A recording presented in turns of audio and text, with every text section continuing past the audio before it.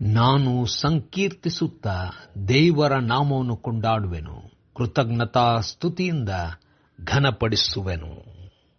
ಭಾನುವಾರ 8ನೇ ಜೂನ್ 2025 ಇಸ್ವಿ.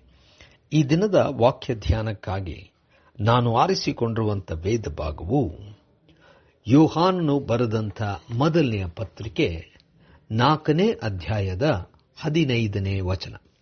ಯೇಸು ದೇವರ ಮಗನಾಗಿದ್ದಾನೆಂದು ಯಾವನು ಒಪ್ಪಿಕೊಂಡು ಹೇಳುತ್ತಾನೋ ಅವನಲ್ಲಿ ದೇವರು ನೆಲೆಗೊಂಡಿದ್ದಾನೆ, ಅವನು ದೇವರಲ್ಲಿ ನೆಲೆಗೊಂಡಿದ್ದಾನೆ ಎಂಬುವಂಥದ್ದೇ.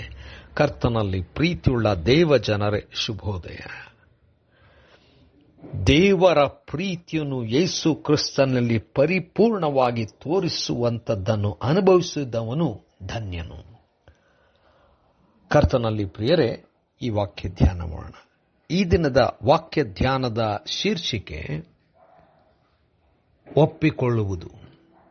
ಕರ್ತನಲ್ಲಿ ಪ್ರಿಯರೇ, ಯೋಹಾನನು ಈ ಪತ್ರಿಕೆಯಲ್ಲಿ ದೇವರು ಪ್ರೀತಿ ಎಂಬುದಾಗಿ ಬಹಳ ಅದ್ಭುತವಾಗಿ ವರ್ಣಿಸುತ್ತಾ, ದೇವರ ಪ್ರೀತಿ ಯೇಸು ಕ್ರಿಸ್ತನಲ್ಲಿ ತೋರಿರುವಂಥದ್ದು, ಯೇಸು ಕ್ರಿಸ್ತನಾದರೂ ದೇವರ ಚಿತ್ತದ ಮೇರೆಗೆ ನಮಗೋಸ್ಕರವಾಗಿ ತನ್ನನ್ನು ತಾನು ಕ್ರೂಜೆಯಲ್ಲಿ ಸಮರ್ಪಿಸಿಕೊಂಡಂಥದ್ದು, ಅದು ಪ್ರೀತಿಯೇ. ಯೇಸು ಕ್ರಿಸ್ತನು ದೇವರ ಮಗನೆಂಬುದಾಗಿ ಯಾರ್ಯಾರು ಅರಿಕೆ ಮಾಡುತ್ತಾರೋ, ಒಪ್ಪಿಕೊಳ್ಳುತ್ತಾರೋ, ಅವರಲ್ಲಿ ದೇವರು ವಾಸವಾಗಿರುತ್ತಾನೆ, ಅವರು ದೇವರಲ್ಲಿ ಇರುವಂತವರಾಗುತ್ತಾರೆಂಬುದಾಗಿ ಇಂಥ ದೊಡ್ಡ ವಿಚಾರವನ್ನು ತಿಳಿಸುವಂತವನಾಗಿದ್ದಾನೆ. ಯೇಸು ಕ್ರಿಸ್ತನು ದೇವರ ಪ್ರೀತಿಯ ಸಂಕೇತ. ತನ್ನೊಬ್ಬನೇ ಮಗನನ್ನು ದೇವರು ಕಳಿಸಿದ್ದಾನೆ. ಯೇಸು ಕ್ರಿಸ್ತನ ಆ ಕ್ರೂಜೆಯ ನಿಮಿತ್ತವಾಗಿ ನಾವು ರಕ್ಷಿಸಲ್ಪಟ್ಟಿದ್ದೇವೆ. ನಮಗೆ ಈ ಒಂದು ಸೌಭಾಗ್ಯ ಕೊಡುವಂಥ ಯೇಸುವು ತಿರುಗಿ ತಂದೆಯ ಬಳಿಗೆ ಹೋಗಿ ನಮಗೆ ಪವಿತ್ರಾತ್ಮನನ್ನು ಸಹಾಯಕನಾಗಿ ಕಳಿಸಿದ್ದಾನೆ.